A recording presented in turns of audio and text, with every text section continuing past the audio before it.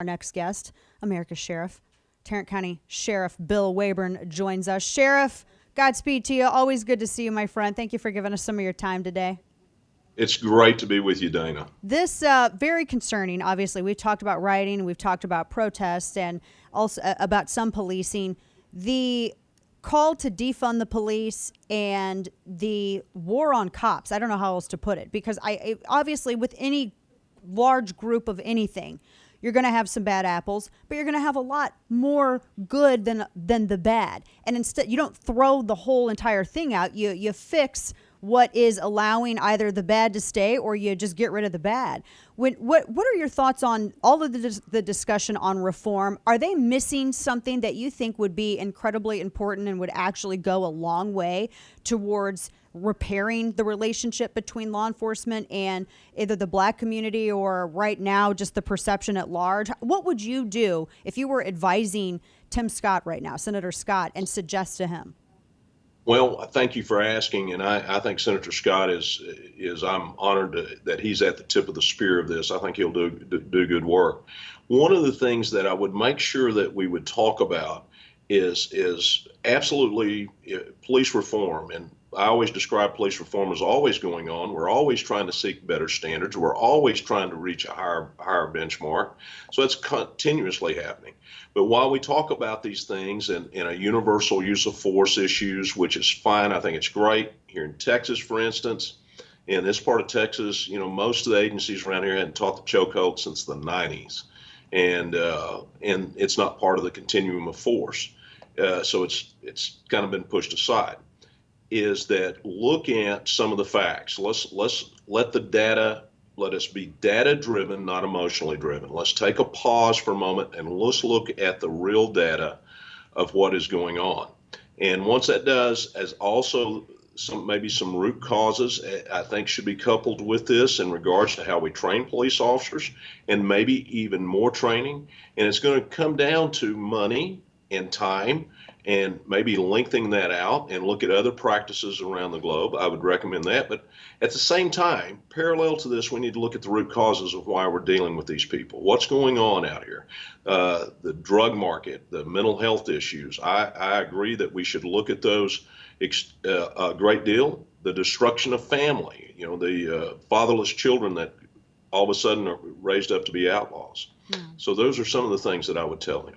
One of the suggestions that was made in a lot of the discussion on policing reform is some are more extreme than others, is to you've heard the suggestions where you would replace the police with just social workers, or all of these other, which to me sounds crazy, because there's de-escalation in terms of law enforcement and de-escalation in terms of psychology and psychiatry, which are two entirely different things. I did like some of the suggestions where you would incorporate that with current policing, like on mental health calls or on homeless calls, because I do feel for police in that, because I look at the salaries and I look at how many hats they're supposed to wear, and quite frankly, especially with the national atmosphere right now, I don't know how y'all are recruiting people. I really don't, and it seems like a very thankless job. When you hear the idea of working with someone who has a mental health background or psychology background in some of those calls, what are your thoughts on that? Well, what we do here in Tarrant County, and I think we're a role model for the country, is both in the large police agencies and the small police agencies. We actually have mental health folks embedded in our responses. Now, we don't have enough of them. Right. We need more. But we actually have been doing that for several years, where they're embedded and we're training officers to be mental health people, and these mental health professionals come alongside of us in the field. You mentioned the chokehold, and I'm sure that and I think we've talked before, some have suggested, well, why can't you just shoot the perpetrator? If you have to use lethal force, shoot them in the leg instead of, having to use lethal force. And it sounds, immediately when you hear it, you think, okay, that's not what anyone has ever taught in any self-defense class. I have not learned that in the state's concealed carry class requirements or any of the other training I've ever done. But I think that there's something even more sinister there, in that it feels as though there's an argument building against any and all use of lethal force that law enforcement might have to use because their lives are in danger. Do you feel that as well? And how would you counter that? Well, we do have the radical left that would like to disarm law enforcement, and what we need to look at is what the violent crimes are in this country and the police shootings that have occurred, where police officers have been pinned down, and that you're going to see that 95% of the shootings that they're involved with, these officers' lives are in desperate danger, or somebody else's. And the only thing that you can counter that with is well trained with firearms, using them as a last resort. That we can't expect people to walk in unarmed on an armed robbery or a home invasion without the ability to defend themselves. I think that that would surely kill all recruiting. Yeah. I was talking a little earlier to Bill Malugin, who's out in L.A., and he was saying that L.A., the officers out there have accrued $40 million in overtime. And from the riots, from the protests, I read another story where it said something like 177 pharmacies were burglarized during all of the riots, disrupting people being able to get their medicine. And now you're going to have a lot of prescription drugs out there in the black market now. When I hear stuff like that, and I feel so bad for officers, what does that do to morale? What has been your experience? Obviously, Texas is a little different. You know, we value law and order in Texas. Are you worried about the future of policing, though?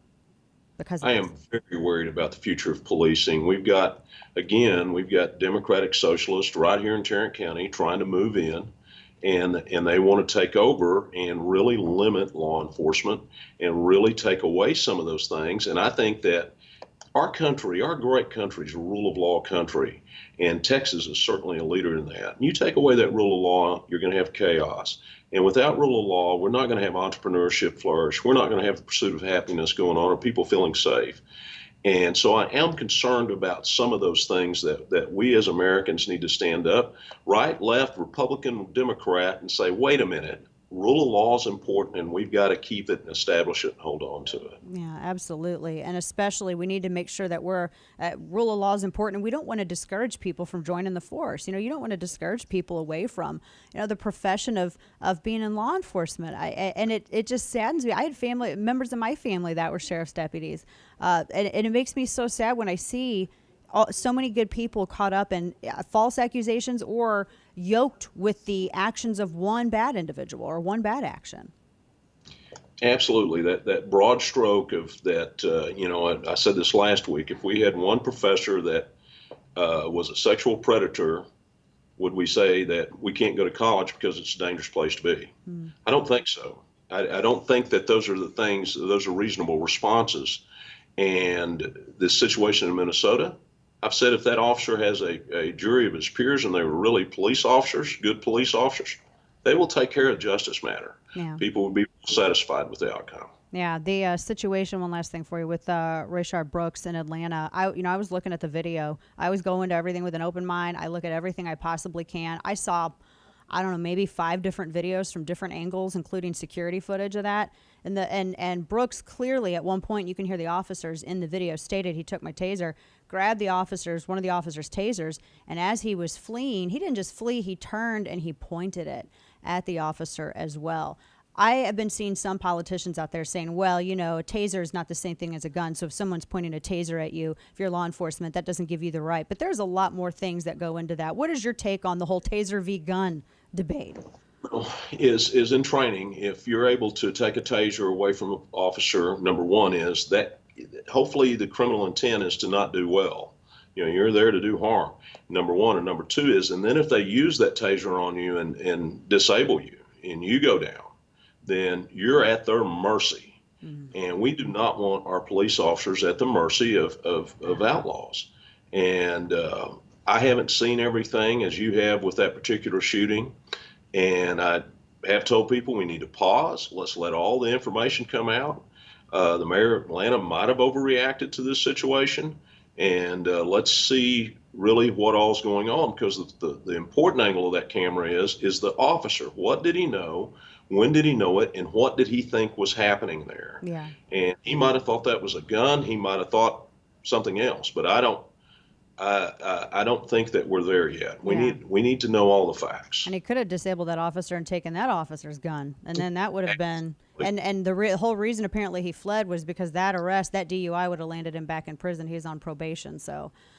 Just awfulness. But Sheriff, we appreciate you. We appreciate your deputies out there, and all the people who wear the badge that don't get the thanks, but they do get the heat whenever something happens. So God bless you, and please keep up the fight. Thank you, and pray for our officers all across this country. Will They do. need We prayers do. today.